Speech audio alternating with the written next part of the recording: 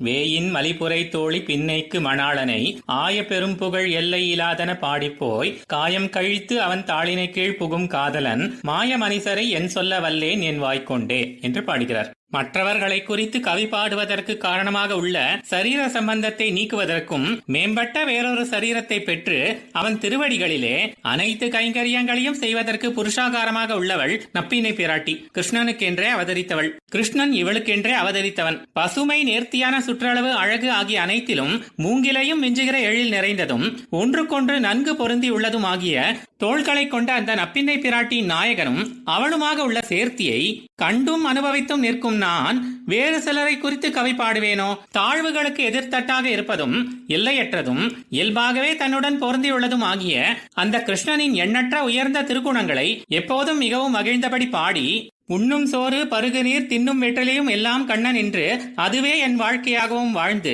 இந்த சரீரத்தை விட வேண்டும் என்று உள்ளேன். இந்த சரீரத்தை விட்ட பின்னரும் என் ஆத்மாவை நானே அனுபவிப்பதையோ மற்ற பயன்களையோ கைக்கொள்ளாமல் அவனுக்கு மட்டுமே கைங்கரியம் செய்வதற்கு ஏற்றதொரு சரீரத்தை அடைந்து அவன் திருவடிகளின் கீழே சென்று ஒதுங்க வேண்டும் என்ற ஆசை கொண்டுள்ளேன். இப்படி மனம் முழுக்க அவனையே வைத்துக் கொண்டு எனது வாயானது அழியக்கூடிய இந்த மனிதர்களை குறித்து ஒரு சிலரை போல் நரஸ்துதி பாட இயலுமோ என்று கூறுகிறார். ஆழ்வார் எம்பெருமானார் ஜீயர் திருவடிகளே சரணம்.